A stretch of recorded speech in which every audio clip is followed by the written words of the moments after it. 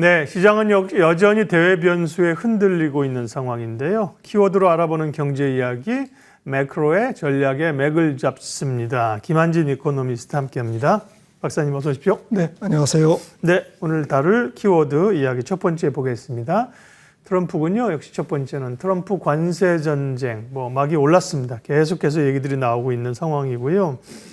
보면 브릭스 모인 데서도 멀리서 바라보면서 당신들 그러면 미국 시장에 제품 못 팔아? 이렇게 으름장을 지금 놓고 있잖아요. 근데 미국의 관세 정책은 실제로 지금은 이제 위협인데, 그죠? 정권이 출범하게 되면 어떻게 될까요?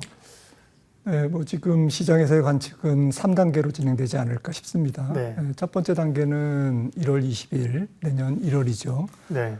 출범하자마자 대통령의 권한으로 바로 할 수 있는 것들, 그러니까 지난 11월 25일인가요? 지난주 트럼프 당선자가 소셜 트루스에서 밝혔습니다. 캐나다, 멕시코 예. 25%, 중국에는 10%포인트의 네. 추가 관세, 이런 것들이 대통령령으로 비상경제수권법이라든지 이런 대통령의 권한으로 바로 할 수 있는 것, 그러니까 조금 거창한 경제 문제가 아니라 불법 이민과 펜타닐, 마약 유통과 관련된 그러한 것을 막기 위한 협상용 그 대통령령으로 할 수 있는 정책이, 관세 정책이 1월 20일 이후에, 바로 출범 이후에 나타날 것 같고요. 물론 지금 두 나라가, 멕시코와 캐나다는 방문도 했고, 또 멕시코 대통령은 이제 통화를 했죠. 네. 그래서 서로 잘 통화했다고 한 걸로 봐서는 이제 1월 20일까지 이제 그것은 없던 일로 할 수도 있습니다. 아무튼 그런 거를 포함해서 중국의 10%포인트 관세는 지금 보편적 관세가 아니라 선별적 관세, 이런 거는 이제 1월 20일 이후에 바로 나타날 것 같고요. 두 번째는 이제 허니문 기간이 끝나고 트럼프 정부가 한 100일이 끝나는 이제 4월 말에 이제 발표되는 그런 정책이 중요할 것 같습니다. 그게 이제 진짜 정책이고요. 이거가 이제 내년 2분기에 집행될 관세 정책인데, 이런 것들은 이제 책임을 맡은 장관들이나 이제 그 차르들이 어느 정도 이제 자리를 잡으면서 제도와 여러 가지 검토를 통해서 좀 정제돼서 발표할 거기 때문에 이게 이제 진짜 관세 정책이 될 텐데, 거기서도 아마도 상당 부분은 품목별 차등화라든지 단계적 인상, 이런 것들이 불가피하지 않을까. 왜냐하면 이번에도 중국에 대해서 10%를 이제 관세를 얘기했는데, 그 정도가 지금 저희들이 볼 때는 미국 경제가 감당할 수 있는, 인플레이션 측면에서 감당할 수 있는 10%포인트 정도의 추가 관세가 조금 맥시멈인 것 같다라는 거죠. 그래서 아무튼 2분기에도 지금 예상하는 것보다는 상당히 조금 차별적이고 단계적으로, 그리고 품목별로 조금 콕 집어서 그렇게 발표될 가능성이 있고요. 네. 3단계는 이제 그 이후에 조금 더 이제 협상과 관련된 정책, 관세 정책들이 이제 나올 텐데, 그것도 조금 지금 후보자 시절에 공언한 것처럼 그렇게 강하게 진행되기는 어렵다라고 저는 보고 있습니다. 네. 물가를 보면 지난달 11월 CPI나 PC는 조금 오르긴 했지만 그래도 소위 디스인플레이션 국면으로 안정세인 것 같은데, 지금 말씀하신 트럼프의 관세 부과가 인플레를 자극시킬 것이라는 우려가 있잖아요. 네. 당장 12월 지금 FOMC가 한 번 더 남아있는데 연준의 스탠스는 어떨까요? 네, 지금 반반인데, 네. 선물 시장에서는 조금 내리는 쪽에 무게를 두고 있습니다만은, 제 생각에는 동결해도 혹은 인하해도 시장에 대한 충격은 없을 것 같습니다. 네. 12월에 동결한다고 영원히 동결할 거냐? 그렇지 않고 내년 1월에 또 인하를 할 거기 때문에 시장은 어느 정도는 그 부분은 소화를 했기 때문에 조금 관심권에서 조금 이렇게 낮게 봐도 되지 않을까라는 생각인데, 제 생각에는 1월 달 FOMC가 1월 20일 트럼프 정부의 출범 다음 일주일 후에 있거든요. 그런 상태에서 금리를 내리기가 조금 어렵지 않을까라는 측면에서 12월 인하 가능성이 조금 더 높지 않을까. 그러니까 12월에 인하해서 조금 파월 의장이 얘기했던 물가와 기준금리와의 그 큰 간격을 일단 좁히는 과정, 그 좁히는 데 필요한 여러 가지 여건, 고용시장이라든지 인플레이션이 그거를 좁히기, 그러니까 금리를 내리기에 크게 방해를 지금 하고 있는 상황은 아니기 때문에 일단은 금리 재조정 측면에서 12월 인하 가능성이 좀 높은 것 같습니다. 키워드 경제 이야기 두 번째 이슈로 넘어가겠습니다. 첫 번째는 트럼프 관세 얘기를 했고요. 두 번째는요. 예, 우리 경제는 침체에 대한 우려, 그다음에 주말 사이에 또 엔캐리 트레이딩 청산에 대한 우려까지 불거졌습니다. 한국은행이 지난주에 깜짝 금리를 인하를 했는데 경기 침체의 어떤 시그널로 받아들이면서 굉장히 어렵게 봅니다. 어떻게 보세요, 박사님? 네, 금리 인하한 다음에 주식시장이 오히려 폭락했고요. 네. 또 외국인도 많이 팔았습니다. 이런 걸로 봐서는 한은의 금리 인하 정책이 조금 경기가 앞으로 안 좋아질 것이다라고 하는 공식적인 고백 이런 걸로 이제 시장은 좀 받아들인 것 같고요.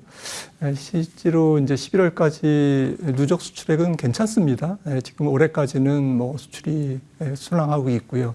문제는 내년이죠. 내년도에 한국은행이 경제 전망을 1.9%, 당초 전망보다 0.2%포인트 낮췄고요. 또 후년도 또 1.8% 아래로 갈 것이다라고 이제 전망을 했기 때문에 그리고 이제 수출 전망을 조금 한국은행이 했는데 좀 저조하게 올해보다는 내년도에 상당히 저조한 기조로 조금 냉각될 것이다라고 지금 얘기를 하고 있고 그거는 이제 분기별로는 역성장도 가능할 것이다라는 그런 측면을 많이 내포하고 있거든요. 그런 측면에서 조금 시장이 조금 긴장하고 있는 것 같습니다. 네. 주말 사이에 나온 엔캐리 트레이딩은 어떻게 보세요? 일본이 이제 18, 19일이네요. 체크해 보니까 19일 목요일 보통 이제 BOJ 이튼짤 결정을 하잖아요. FOMC도 그렇고요. 금리를 올릴까요? 그러면 엔캐리 청산이 또 나오나요? 지난번에 엔캐리 청산이 많이 됐기 때문에 추가로 나올 부분은 그렇게 시장에서 우려하는 것보다는 작을 것 같고요. 그리고 금리를 조금 인상하기에는 부담되지 않을까.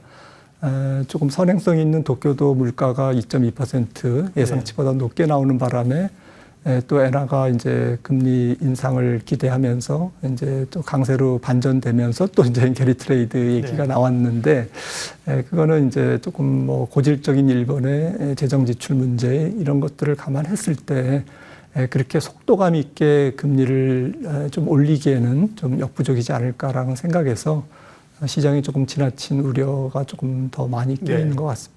8월 5일 날 사실 주가 폭락하고 그 블랙먼데이가 그것 때문에 촉발된 거잖아요. 우려가 있는데 한번 이제 경험을 했고 실질적으로 그렇게 크지는 않을 걸로 보셨고요. 다음 세 번째 키워드 확인하겠습니다. 세 번째는 산타랠리입니다. 연말에 산타랠리가 올 수 있을까? 제목이 저렇게 좀 힘겹게 나온 거는 우리가 이제 거기에서 조금 비껴나가 있다는 이런 표현인데요.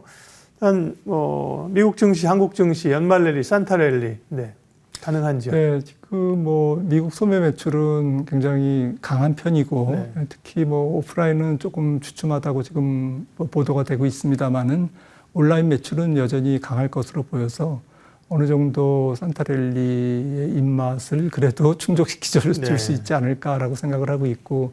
아무래도 지금은 트럼프 정부의 허니문 기간을 앞두고 조금 시장이 법인세 인하에 초점을 두고 있기 때문에 글로벌 증시가 미국발 조금 강세 연말 연초에 좀 진행될 가능성이 더 높아 보입니다. 네. 우리는 근데 그걸 따라가느냐가 이제 관건이죠.